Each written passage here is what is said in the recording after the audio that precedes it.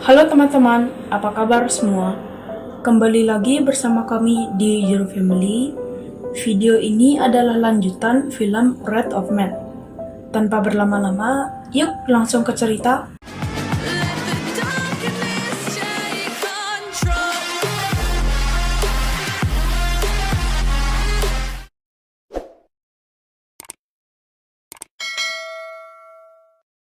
Karena kejadian aneh itu membuat Terry merasa aneh.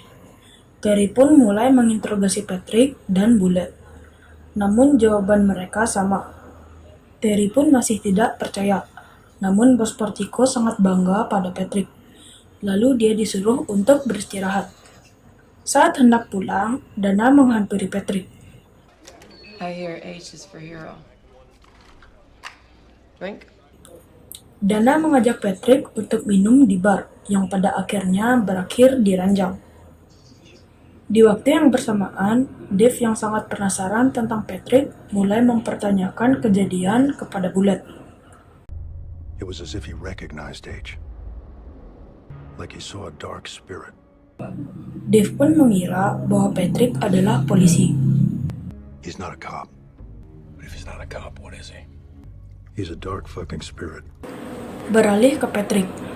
Akhirnya, dia membangunkan Dana dan mengajaknya mengobrol. Sit down. I'm not fucking sitting down. I want to go back to bed. Lalu dengan tegas, Patrick menyuruhnya duduk. You got 10 seconds to explain this. Karena Dana merasa mereka sedang berada di rumahnya, dia tak mau diinterogasi. Lalu, Patrick melakukan tembakan ke sofa yang membuat Dana takut. Dia pun tak mau menjawab pertanyaan Patrick, lalu No, fuck, she's all right. Okay, please stop. akhirnya dia berkata jujur bahwa dia tidak ada kerjasama dengan orang dalam di Portico. Lalu, Patrick mengancam jika Dana berbohong atau buka mulut, Patrick akan membunuh kedua orang tua Dana. Kenapa Patrick seperti ini ke Dana dan mengumpulkan semua data-data personil Portico? Karena Patrick adalah bos mafia besar yang kerap merampok uang dari truk lapis baja. Kenapa si perampok berlari kocar-kacir saat melihat wajah Patrick? Karena para perampok itu adalah anak buah Patrick, yang ternyata Patrick masuk ke Portico karena ingin mengetahui siapa dalang pembunuh anaknya. Kejadian ini bermula 5 bulan yang lalu saat dia hendak berjalan-jalan dengan anaknya. Namun, anak buahnya yang bernama Mike menelpon meminta tolong ke Patrick untuk mengawasi keluarnya truk lapis baja milik Portico. Karena satu anak buahnya sedang mengalami kecelakaan. Mugi dan yang lainnya sedang mengawasi di sudut yang berbeda. Saat di lokasi, yang tanpa sengaja ternyata ada geng lain sedang merampok truk lapis baja Portico. Karena dua security Portico melawan dan sempat melihat wajah salah satu si perampok, membuat si perampok mau tidak mau harus membunuh dua security Portico. Namun, saat kejadian itu, anak Patrick yang bernama Doggy sedang berada di lokasi dan menyaksikan perampokan itu. Dia sempat menelpon Patrick, namun ponselnya sibuk karena sedang online bersama para anak buahnya. You hear me? Out of the fucking car, face down, motherfucker, come on! Akhirnya, Doggy disuruh tengkurap. Karena penasaran, Doggy menoleh untuk melihat situasi. Namun, tidak sengaja Doggy melihat wajah salah satu perampok yang membunuh dua security Portico itu. Karena tak ingin dipenjara jika anak ini membuka mulut, akhirnya si perampok itu menembaki Doggy. Mendengar suara tembakan, Patrick yang berada lumayan jauh dari anaknya berlari mendekat. Namun dia juga bernasib sama. What the fuck did you just do? 3 minggu setelah penembakan itu, akhirnya Patrick siuman yang sedang berada di ruang ICU. Yang ternyata hanya dia yang selamat, walau luka tembaknya sebenarnya hampir sama dengan Doggy. Namun, daya tahan tubuh Patrick lebih kuat sehingga dia mampu bertahan walau sempat koma selama 3 minggu. Namun, Doggy anaknya mengalami pendarahan dan mati di tempat karena 2 peluru bersarang di paru-parunya, 1 peluru menembus di hatinya, 2 peluru merobek limpahnya, dan 2 peluru lagi mengoyak jantungnya. Nasib Patrick sangat sial dan malang. Setelah siuman dan keluar dari rumah sakit, istrinya menceraikannya karena Doggy, anak mereka, telah meninggal. It wasn't my work, Jane. You killed our son. Patrick pun merasa sangat hancur. My beautiful boy. And now he's gone. Setelah itu, dia menelpon bos biro untuk menanyakan informasi pelaku. Namun, bos biro mengatakan dia tidak mempunyai petunjuk tentang kejadian yang menimpa hingga menyebabkan anak Patrick meninggal. Dan juga, bos biro tidak diizinkan mencari tahu lebih detail lagi. Kemudian, bos biro memberikan Patrick sesuatu. Here's a shit list. Knock yourself out. Yang terlihat di sini, bos biro sangat menghormati Patrick, serta Patrick dibebaskan untuk melakukan apapun kepada si pelaku, termasuk membunuh si pelaku. Setelah itu, Patrick mulai mengumpulkan anak buahnya dan memerintahkan untuk memburu semua orang yang berada di daftar itu. Satu persatu geng di kota dihancurkan oleh Patrick dan anak buahnya. Mereka sudah hampir membumi hanguskan seluruh gangster di sana. Dan anak buahnya mulai tidak tahu arah karena sudah hampir semua yang ada di daftar telah dibunuh. Namun masih tersisa satu nama, yaitu Jeremy. Jeremy pun disiksa oleh anak buah Patrick karena dia tidak mau buka mulut. Kemudian Patrick akhirnya datang membawa adik Jeremy. Karena melihat adiknya dipasangkan kantong plastik di wajahnya, akhirnya Jeremy buka mulut, yaitu Gacy bersaudara. Jeremy juga menjelaskan bahwa Gacy bersaudara melakukan perdagangan anak, porno, perampokan rumah, dan juga perampokan mobil lapis baja. Akhirnya, Patrick dan anak buahnya mendatangi Gacy bersaudara. Namun, menurut analisa Mike dan Mogi, mereka bukanlah pelakunya. Karena di berangkas mereka hanya tersimpan 2,5 juta dolar. Sedangkan pelaku pembunuhan Doggy adalah mafia besar. Mendengar itu, Patrick tak ambil pusing dan membantai seluruh geng Gacy bersaudara.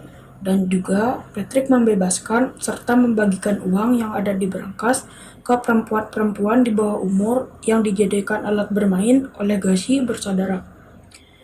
Mike pun sangat kaget dan khawatir melihat aksi Patrick membantai mereka semua. Hampir semua gangster telah terbantai. Kemudian, Mike mendekati bosnya, serta menasihati bahwa mereka menemukan jalan buntu, dan menyarankan ke Patrick untuk melakukan penyelidikan dengan cara lain, yaitu menyusup ke perusahaan Portico. It's gotta be an inside job. You're right, Mike. I shouldn't have got you involved. Singkat cerita, dia menemui Kirsty. Kirsty adalah kepercayaan Patrick. Sebelum dia ke Portico, ternyata Kirsty yang mengubah latar belakang dan seluruh tetek bengek kehidupan Patrick, termasuk namanya. Nama asli Patrick adalah Tuan Mish. Jadi, inilah penyebab Patrick melamar kerja di Portico. Kehebatan menembak, berperilaku aneh dengan memandangi kartu anggota teman-temannya, menginterogasi dana, serta perampok yang berlari terkocar-kacir saat melihatnya. Tujuan Patrick hanya satu, yaitu balas dendam atas kematian anaknya, serta mencari tahu siapa orang dalam atau rekan kerjanya yang bekerja sama dengan mafia besar lainnya. Beralih ke mafia besar yang dipimpin oleh Jack. Latar belakang mereka adalah mantan tentara yang bertugas di Afghanistan. Inilah mafia yang salah satu anggotanya pembunuh anak Patrick. Pembunuhnya bernama Jen. Singkat cerita, mereka berencana untuk merampok langsung ke markas Portico dengan jumlah total mencapai 160 juta dolar. Mereka sebut ini adalah gerakan Black Friday. Mereka hanya mempunyai waktu 8 minggu untuk pengintaian dan perencanaan. We got close to 180 million coming in here today. Saat Bulat selesai mengantar uang, dia mengancam Patrick untuk tidak melawan, karena mafia ini sangat besar. Jika tidak melawan, nyawa Patrick akan diampuni. Yang ternyata, Bulat adalah orang dalam yang bekerja untuk Jack. If you're a good boy today, you'll see tomorrow. Bullet membantu semuanya untuk menyusup ke perusahaan Vertigo. Dengan persiapan yang sangat matang dan dengan baju pelindung baja, akhirnya mereka semua telah berada di dalam perusahaan Vertigo. Bullet pura-pura dijadikan tawanan dan Patrick diikat. Open the gate, or I'll blow his fucking head off. Tak tinggal diam, pihak pengedar senjata pun akhirnya melawan. Bullet, get down! Terjadilah baku tembak yang menewaskan banyak security Vertigo.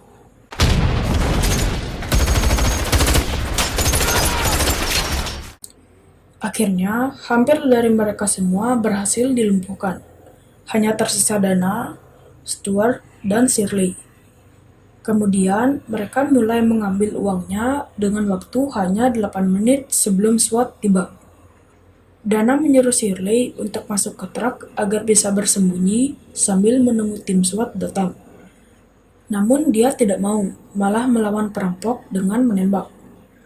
Mendengar suara tembakan, pandangan perampok beralih ke sana sehingga Patrick bisa melumpuhkan satu perampok.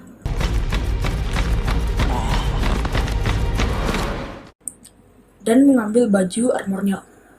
Kemudian, satu demi satu perampok dibunuh oleh Patrick. Sedangkan, Dana dan Stuart juga mulai melakukan perlawanan karena melihat Shirley mati tertembak. Namun, Bullet menghampiri mereka. Bullet pun membunuh Stuart dan Dana. Saat mereka ingin kabur, Patrick menghujani mereka dengan peluru.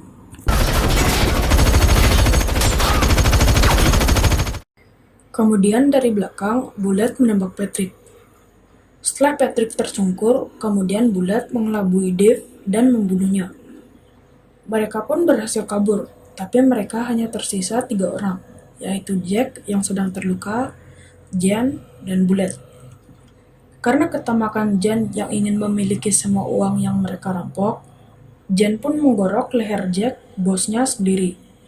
Kini hanya tinggal Bullet dan Jan di titik poin terakhir sebelum mereka menghirup udara kebebasan.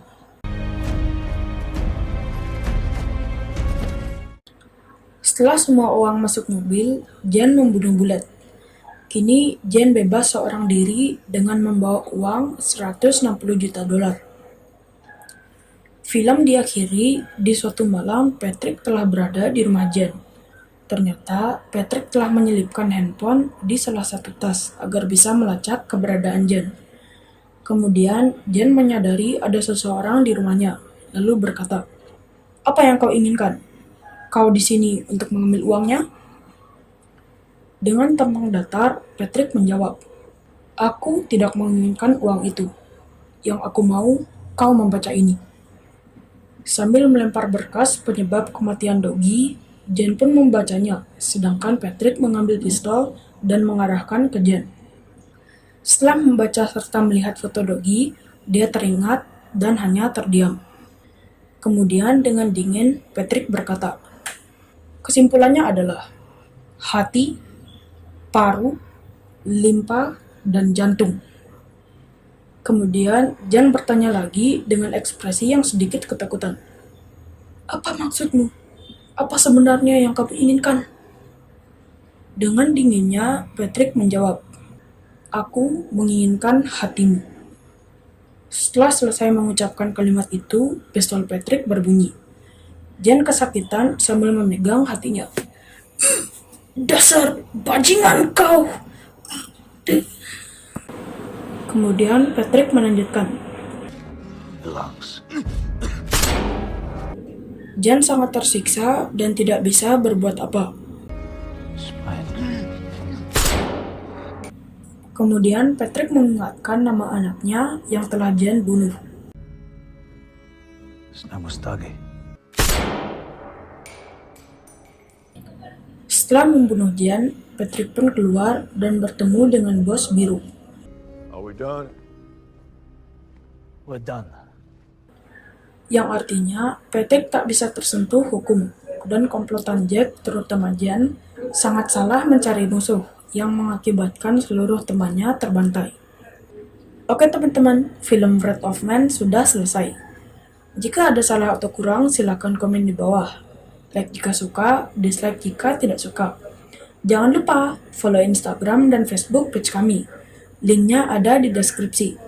Sekian video kami, ciao!